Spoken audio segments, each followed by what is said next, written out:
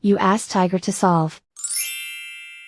This deals with linear equations with one unknown. The final result is r equals 56/31. Let's solve it step by step. Isolate the r. Multiply both sides by inverse fraction 2/31.